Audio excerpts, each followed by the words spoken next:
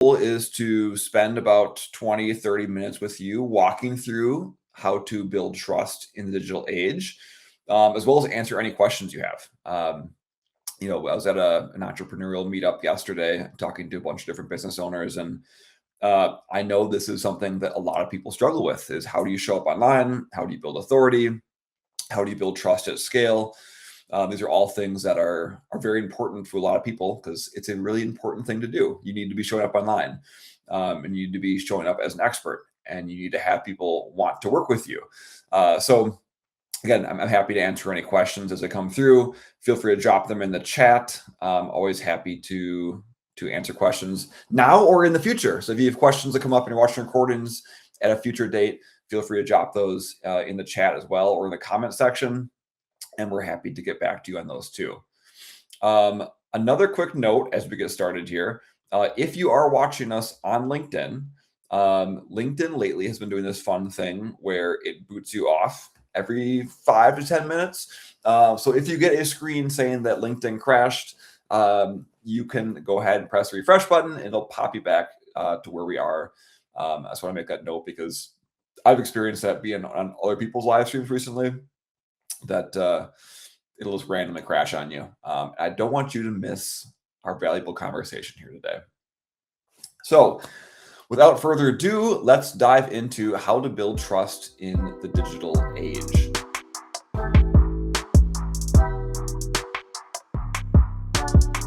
If you like today's video, be sure to like it, smash that subscribe button so you don't miss future content. If you have any questions or comments, leave them down below. We personally respond to them and we love talking to you. So let's talk about why this matters. And this is a study from Gartner talking about B2B buyers and their buying patterns. And 67% of buyers prefer to make a purchase without talking to a sales rep. And my goal of this presentation is not to talk crap about sales reps, but to me, this is more of a sign of the changing buying behaviors of people in the age of the internet. And that is that people want to go online. They want to do their own research. They want to look at different options and they want to pick the vendors to talk to. They're not looking to have a salesperson or a vendor cold approach them and try and push their product or service on them. If anything, that goes against what they want to do, so they will naturally put up walls in the process. And spoiler alert, we have our own research coming out here pretty soon, where we actually got a survey of some B2B executive buyers and asked them about their buying behaviors and their preferences, and it definitely aligns with this too.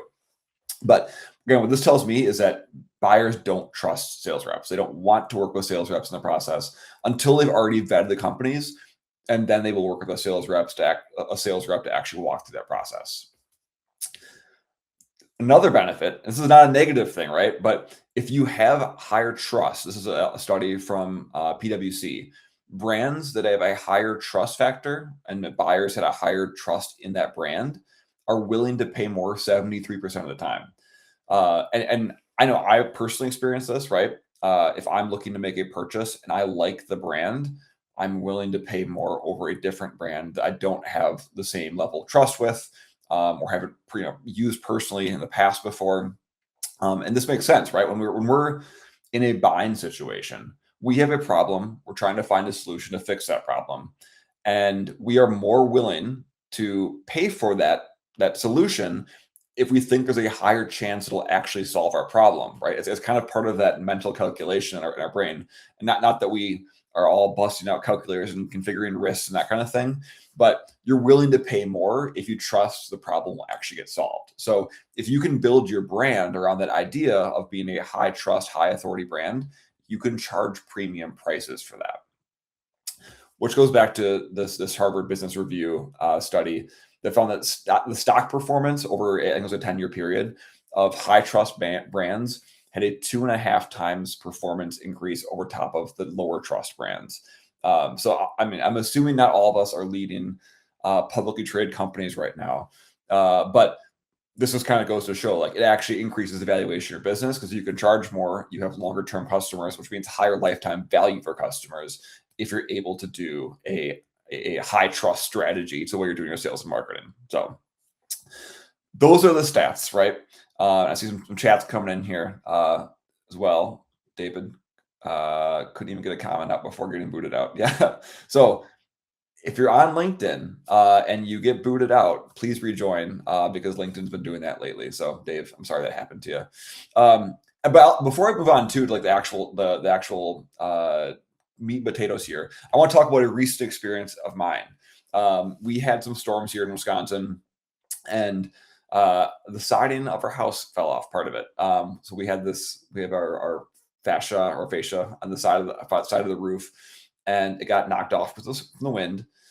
And we need to have a company come out on the second story to come out and nail it back in. And when I was just doing research of different exterior provider companies or service companies around us, it's very simple examples of just buying behavior and what it looks like, right? So I had two different options that popped up in our hometown. One had no reviews, and the images on it were like, looks like almost like, pictures taken of business cards to show they're legitimate. They had no website, said no website, no reviews, recently opened. And then there's another one that had 33 reviews, 5-star, had a website, had pictures from customers. And so you can imagine which one I actually reached out to. It was the one that had some social proof, had a website, had a digital presence. And this is one of those things that this company on the right here could definitely be a good provider. They could know what they're doing. They could be cheaper even than this other company. And they probably actually are, because they're probably looking for more business. But at the end of the day, I want someone that I can call. They'll come out. I know they'll do a good job, and I'll feel good about it. So this is an example of me, like literally right now, going through that same process this exact week of looking at trust signals. So if you don't know me, I'm James Roloff, consultant, co-founder, owner here at Roloff Consulting. I've been in the world of digital marketing since 2003, sales management for about a decade. But really, my focus is helping businesses show up online with authority. That's the heart of what we do. And we do that through creating educational content, which we'll talk about later in this presentation too. So let's dive in and let's talk about 5 ways you can build trust through digital channels. I'm going to go through each one, and hopefully, as we're going through these, you can start get the gears turning. What things might be helpful for you and your business. Again, questions, drop them in the comments. I'll have some time at the end to answer any questions, as well as if you have a question or comment that comes in after this, you've watched the recording, just drop me a note. I'm happy to help you too. But let's dive in. Number 1. Professional appearance, how your brand and team appear online. This is the first way that's really, really, really important to build trust. And this is something that I think firms neglect a lot. I've seen this, with very good professional large organizations. Their website might be good, but even their team pages aren't that good. Their LinkedIn profiles aren't good. So here's this example, right? And I'm not saying I'm the shining example of a perfect LinkedIn profile, but here's mine. I have a nice graphic. I have a nice headshot. I have a headline that talks about what I do. I have a call to action to visit our website. I have it linked to my business page, right? These are what I would consider a professional profile. So if someone lands on it, they can figure out who I am. They can figure out that I'm legit. And if they want to work with me or they want to reach out to network with me, it makes sense to. Chad Merchant over here is, so context here. There is a company that I know that does social media posts, and they had a bunch of engagement on one of their posts recently. It didn't look legitimate. It looked like they probably bought some engagement or bought some followers. I clicked in to look at who actually liked and engaged with the post. And sure enough, Chad Merchant here from Greenwood, Indiana, was one of the people that engaged with the post. So maybe Chad is legit. I don't think he actually is, but regardless, he's LinkedIn profile, and it has no profile picture. It has no cover image. There's no headline, right? So if you want to work with Chad Merchant, you're not going to be able to, because you're not going to know what the heck he does.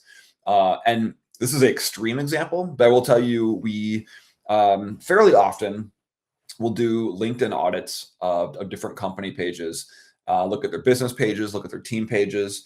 And it is more common than not that for a lot of employees at companies, they don't have good LinkedIn profiles. They have old headshots, like very old headshots, or they're pixelated, or they're just like pictures from weddings or things like that, like not an actual professional headshot. Oftentimes, their headline doesn't say what they do. If they have a headline at all, it doesn't say what they do. Maybe it's just their role. And I think a lot of times, like those people don't think it's a big deal. But at the end of the day, your prospects are researching your company. Yes, they're going to your business page. Yes, they may go to your leadership's page, but they also will go to your team's pages too. They want to know who they're going to work with. And if your team is active, and I'm said here in the comments, like professional profiles, a proof of life. If your team is active and they have things going on, that's going to reflect well on your brand as well. So that's a really important thing to think about. But when I say professional appearance, there's a couple different areas I'm talking about. So social profiles, like we just said, profile pictures, headlines, experience section, calls to action, activity, and there is really important. But then business pages too. So your actual business page should have good updated graphics, on brand graphics. It should have an about section that speaks to your target buyer, not just like, here's our company, but here's our company, here's who we serve, and here's how we do it. Those are all things that should be said in your business pages. And then in calls to action, engagement. I'm using the word engagement there because your business profile should be making posts, but on top of that too, you should be actively building out an audience. So I don't want to say that a follower count is a really important number, but you need to have followers. You need to have people engaging with your posts, because that shows that you actually have people that want to work with your brand, right? And then of course your website. In my past life, I ran sales for our web design company. So that was a huge thing, right? Like that was a big part of the value proposition when I was creating websites was you need to have a professional website. It needs to have a modern design. It needs to be fast, so load fast. It needs to be responsive and look really good on mobile devices and on tablets. It needs to have depth of information. If someone goes to your website, they need to see that you are an expert and that you are an authority at what you're talking about. And they're able to glean that from your blog or from your insight section or from your resources pages. Clear call to actions on your website. This is huge, right? So, and when I say calls to action, I don't just mean buy now. Like it should be a contact us, get a quote, buy now, but also transitional call to actions like sign up for our newsletter, download the guide, take this quiz, things that allow people who are not ready to pull the trigger on purchasing with you or meeting with you, but those transitional things that allow them to go one step deeper. And then of course, guiding users to success. So this is a combination of copy, which we'll talk about in a second, but also just good design that says, you're here, you want to get here, do this, right? That's all part of a good website. And if you're lacking any of those things, that lack of clarity confuses your buyer and they're more likely to buy from somebody else, right? So that's all part of building that trust online, is making sure you have a good professional appearance that guides your users to success. So that is number one. Number two is offer clarity. So be very specific on how you help people. Again, this goes back to what I was saying about that copy side of things. But working with clients on their digital strategy, this is probably one of the most common things that we help businesses with.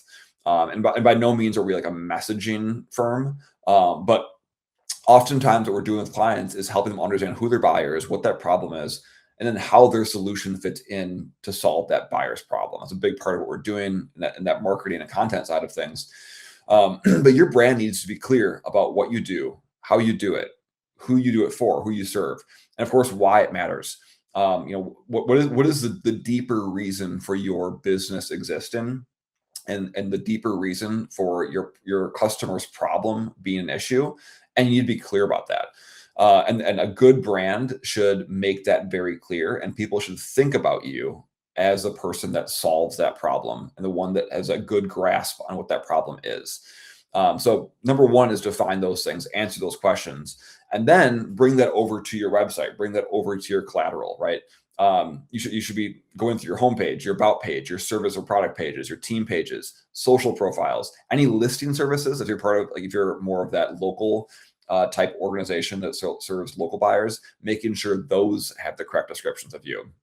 And this is, again, something I see fairly common too, that maybe a client of ours has a good website, has a good copy there, but they have not updated the other spots that their brand lives across the internet, so that if someone finds them on Instagram or on Facebook or on LinkedIn first, they don't get a good grasp of that, what you do, who you do it for, why it matters. So again, making sure you're doing that is really, really important. Another thing with clarity too, going a little deeper on this, is you should be helping your customers buy. You should be helping them move through the process, and you should not have an opaque, sales process. Going back to that very first slide I had about from Gartner studies saying that 67% of buyers prefer not to work with sales reps. What this says to me is that people want to move through the buyer's journey on their own and not talk to a company until they're ready or close to being ready to buy, right? So here's an example from our website of how we do this. Like, we have an FAQ section on a lot of pages on our website because I want people to be empowered to get information on their own. Because if they don't find it with us, they're going to find it on a different website, and they're going to feel more comfortable actually reaching out and talking to the other company.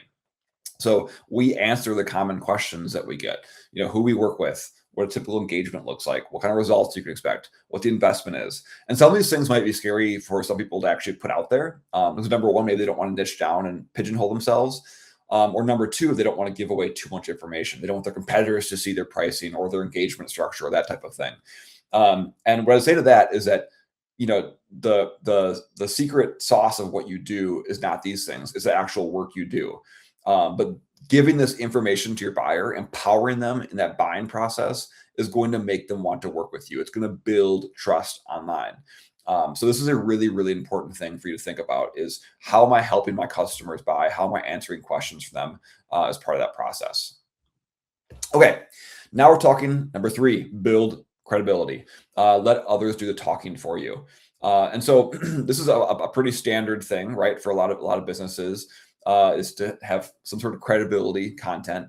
But what I often see though is that it's very sparsely promoted.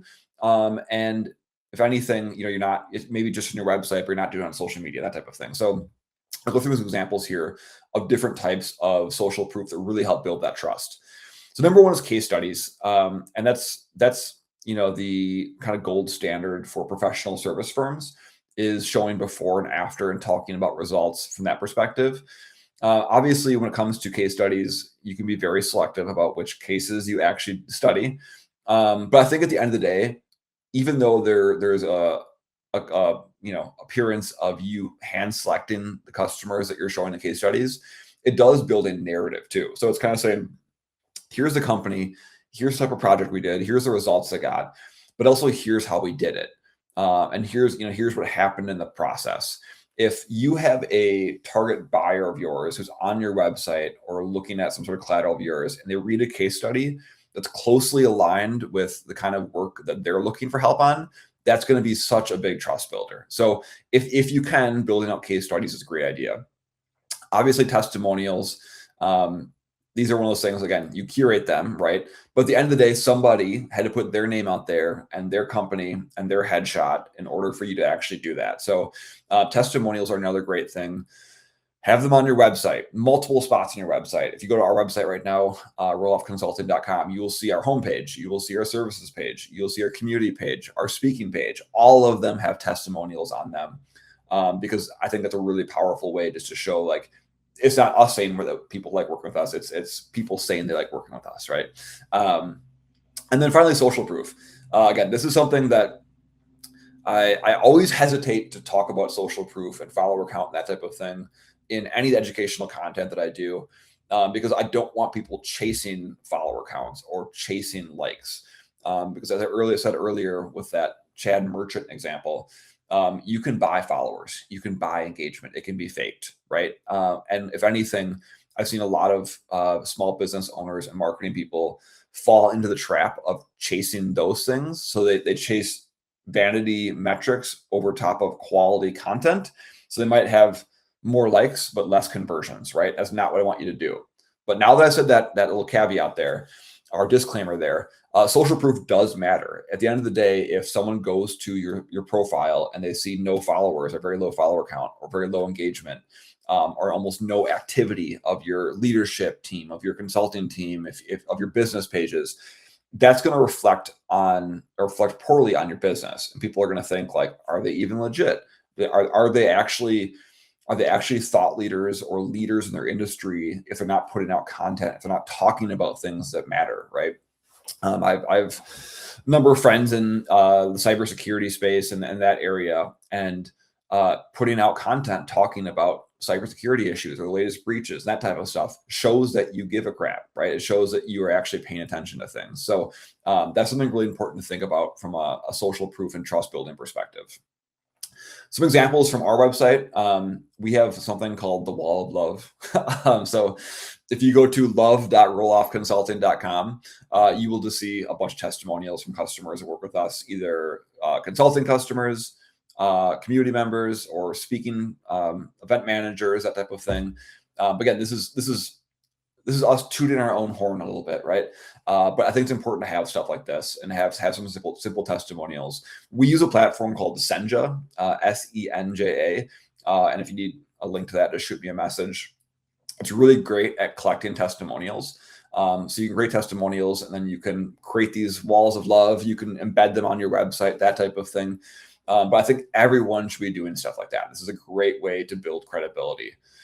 Another thing that I think is underutilized is what's called the recommendation section on LinkedIn. So if you are active on LinkedIn, which I'm assuming you are, if you're here watching this, you can give and receive recommendations. And I think when LinkedIn initially rolled this out many, many years ago, it was more of like a recommendation from like a job perspective, right? Like, I recommend so-and-so, they'd be a great fit for your team. And that still is true, right? If you're looking for a job or if you're hiring people, it's great to go down to the recommendation section and see that. But I personally see them as a small business owner, and I typically work with small to medium-sized businesses.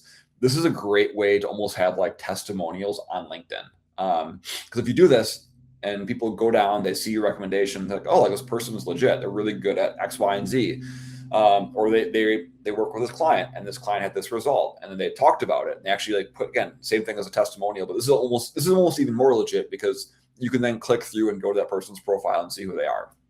So long story short, when it comes to the credibility side of things and building trust that way, if you have a LinkedIn profile, see if you can get some recommendations from past clients or current clients, or past coworkers of yours, and highlight what you're doing. So again, nice simple thing there to do from credibility perspective. All right, tip number 4, educational content. And if you know me, you know this is my thing. This is a lot we do at Roll Off Consulting. Is we're a big believer that the best way to sell is to teach, and being that favorite teacher for your audience is one of the best ways to build trust. It is you providing value up front and showing prospective customers that you know what you're talking about, you can provide value, and you can be their guide to help them be successful. And the concept of the favorite teacher framework comes out of the fact that, when I first started college, I wanted to be a teacher. Then I switched over to business after my freshman year. But I am a big believer in education. My wife, Emma, who's in the business with me, she did go to school to be a teacher.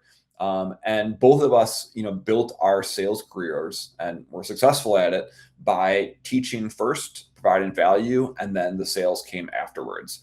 And again, the whole basis of this, which is what we're talking about today, is that teachers can be trusted, right? If you are a good teacher and you're providing value, that builds trust. And again, and I'm not trying to hard sell you right now, but at the end of the day, like, you are watching me present on this concept of ways and strategies to build trust online.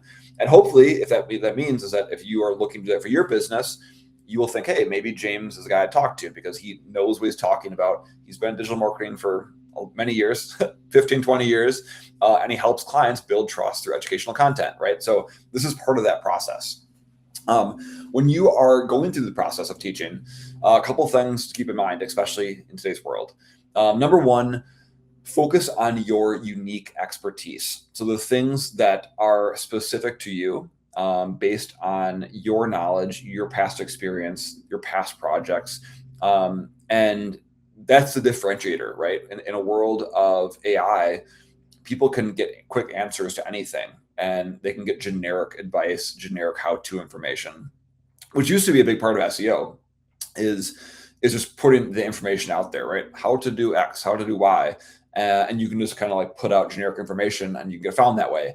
But again, in today's world, if people ask for generic information, Google will just serve them the answer right there on the spot with the generic information. But what it can't do is say, I did X, Y, and Z for this company. Here's how we did it. Or like when I'm doing these types of projects, here's the things that I do, right? That's specific information that you can create educational content around that identifies you as someone who's uniquely talented at that area. Similar thing, niche insights, right? So whether it's in your industry, in your service line, or maybe even like a certain type of your positioning around the way you do things, if you can niche down, that is part of your unique expertise.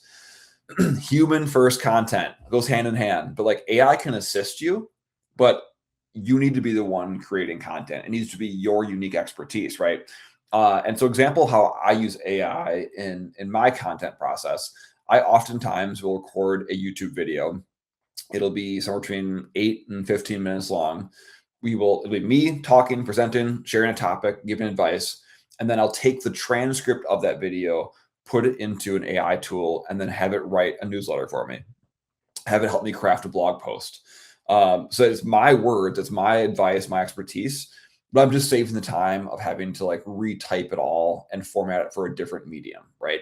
So that's a good example of it's like human first content, but you're using AI as a way to assist you, because that authenticity is what's going to be what stands out, and not just the sheer creation of content. Other things to kind of think about, like formats, right? LinkedIn posts, newsletter, short videos. Really, like you're just trying to help answer questions and educate buyers based on the questions they're asking, the problems they're facing, and helping them find the solution. And again, here's some examples of different things. Newsletter, LinkedIn posts, in-person education, videos. Hey, there's Dave right there. Oh, Dave, you're still on or not, but I got your mug on there. From an SEO perspective, I talk about this fairly often. Google released what they call their EAT framework. Experience, expertise, authoritativeness, trustworthiness. This is the standards or the framework that Google specifically put out that they say they're looking for when it comes to SEO signals. So if you want to get found on Google, they're looking for content that shows your experience, highlights your expertise, displays authoritativeness. So again, citations, your credibility from like cross-referencing other stuff you've done or other people cross-referencing your work. This is all the way that links work with websites that helps show authoritativeness, trustworthiness. So examples of like clear authorship, and this might sound silly to you, but this comes up really often too. Like if your company has a blog page, you should have a byline on there that actually says who the author of the blog was for that individual post. That's the kind of stuff that sounds silly, but Google trusts that, and it shows that you're willing to put a name on the actual page, which might help with your SEO visibility too. But I want to call this out. And this is kind of a weird way to end the educational section, but this is important to kind of show about like when we say you should create educational content, what kind of educational content should you create? It's stuff that highlights your expertise, your experience, your authority, and is trustworthy.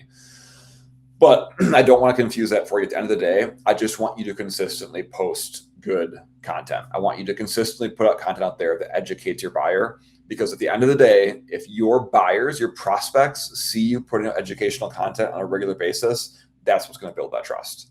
Which actually leads me to the fifth and final tip that I have for you today when it comes to building trust online, and that is to be consistent. You can't just do one blog post and be like, yeah, I'm a trusted authority now, right? Like that's not how it works. If you do 100 blog posts over 3 years, that will show that you are a trusted authority in your industry. So that's what you're going for. And this goes back to like just basic psychology. Today we're talking about trust, right? We're talking about what it means for your buyer to trust your brand. So I thought it'd be good to bring in a little psychology into here. And this is called the mere exposure effect. And it's the idea that when people develop a preference for things simply because they are familiar with them. And there's like the rule of 7 in advertising, right? You've heard that. It takes someone seeing your brand 7 times to make it memorable. But I think this mere exposure effect is super interesting because it's things like coworkers, right? Like people that you wouldn't normally be friends with or enjoy spending time with. I'm not like, talking shade about all coworkers here. But you become friends with people because you're around them on a regular basis. And you all of a sudden start to like them because you're around them on a regular basis. And yes, they may be nice people, but there's plenty of other people that you can be friends with or like or whatever else. But just the mere exposure that you see them every single day, you build that familiarity with them, which means you actually have a preference to see them and hang out with them, right? So what you want to do with your brand is do that too, right? And as an example here from Red Bull, and I don't drink Red Bull. I think it's nasty. But they advertise, they brand, and you see this with a lot of business to consumer brands, right? Just throw their name on everything.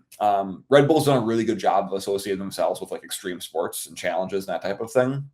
But their goal is just to like get you to see their brand a lot. They just want to associate their brand with a brand that you know as like extreme things. So when you're out at midnight with your friends, you can do Red Bull drinks to stay up until 2 o'clock in the morning, right? That's that is their marketing. That's how they work.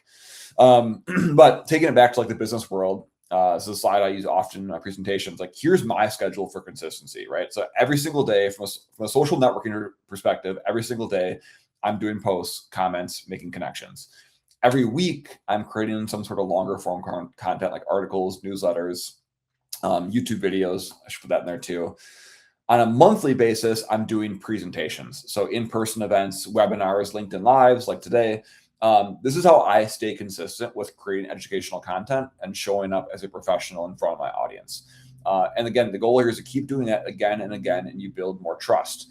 And this is kind of this is not scientific, by the way. It's just more just kind of showing as an example.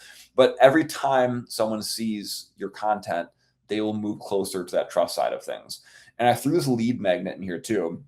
If you're not familiar with the concept of a lead magnet, it is something you can offer of value and then in return, you get contact information. So think downloadable guides, webinar signups, or checklists or things like that, right? So your goal when it comes to a good digital strategy should be show up on social, have a good call to action through a guide. And then all of a sudden people are like, I trust that person. I really trust that person. They're providing a lot of value. Yeah, the next logical step is to buy from them to solve my problem. So that's kind of the way I think about trust building when it comes to exposure and being consistent through digital content. Again, another side I do all the time, but if this is based on a study of organizations online and engagement. And so if you take if you go to a social media platform, for every 100 users that are on that platform, 90% of them will just go to the platform, they'll look at content, they'll scroll down the feed and do nothing else.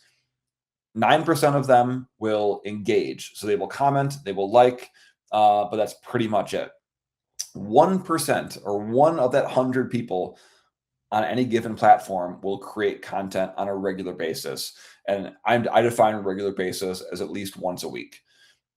So what that shows is that is a huge opportunity. If you are willing to create content on a regular basis, you will be in the top 1% of users.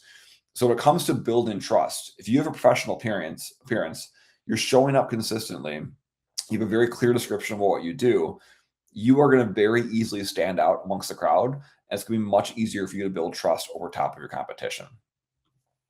So let's recap.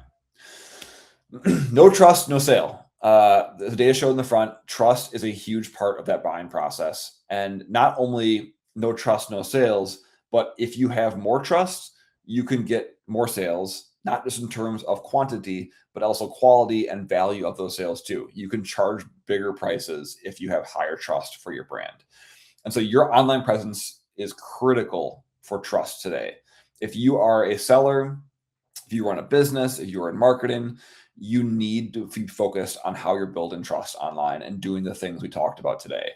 So again, quick recap on those things: professional image, your team's LinkedIn pages, your business pages, your website, all need to be modern, professional. You need to have clarity around what you do, who you do it for, why you do it. That's really, really important to build that trust and show people how you can guide them to success. You need to be credible. You need to have social proof. You need to have testimonials, case studies. You need to have other people be willing to say that you're good at what you do, and you need to show that off online. Educational content. You need to be putting out educational content on a regular basis. You need to be teaching your audience so that when they think about your industry, they think about the services that you offer, you are the go-to expert because you put out so much good educational content that it's a no-brainer that you're the person they want to work with. You want to be that favorite teacher.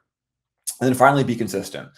You need to do all these things 1 through 4 consistently, not just a one-time thing and stop there. All right. How we help. If you're looking for more information on this and you want to get help doing this on your own, we have the Catalyst community, which is our member group where we teach these things. We have a group calls. We have master classes. We have educational content resource library. So if you're an individual who's looking to work on your thought leadership and get better at this, we have the Catalyst community.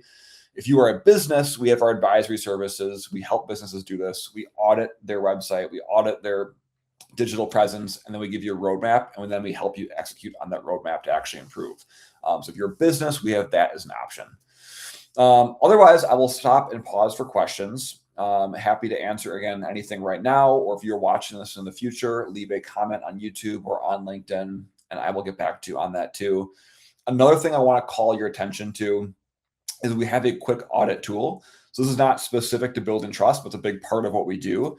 We have a quick audit tool on our website that allows you answer 10 questions, and then it'll give you a grade on how you're doing currently based on our favorite teacher framework and the way we audit businesses. So if you go to quick.roloffconsulting.com, you can get access to that. I think I got a QR code here too. Oh yeah, I got a QR code as well. You can scan that QR code. It's probably better to do it on desktop, honestly, but if you have your mobile phone, you can do that. But again, that gives you a really quick view of like, here's your weaknesses, here's your strengths, here's what to do next. Again, based on our framework and some of the things we talked about today. So I will hang for a second here to see if any other questions that come in. Otherwise, I really appreciate you joining today, and hopefully you were able to glean some good information out of here and get some things that you can go back, think about your business and what you can do with it. I just really want to heavily emphasize how important this stuff is because this is how people buy nowadays. This is the way that our consumers go through the process of understanding their problem, looking for solutions, looking for vendors, and ultimately making a decision. So if you're not doing these things we talked about today, you might not be getting found, or if you are being found, you're not building enough trust and they're picking somebody else because of that. So thanks again for joining today. I appreciate you being here, and I will catch you next time. Thanks.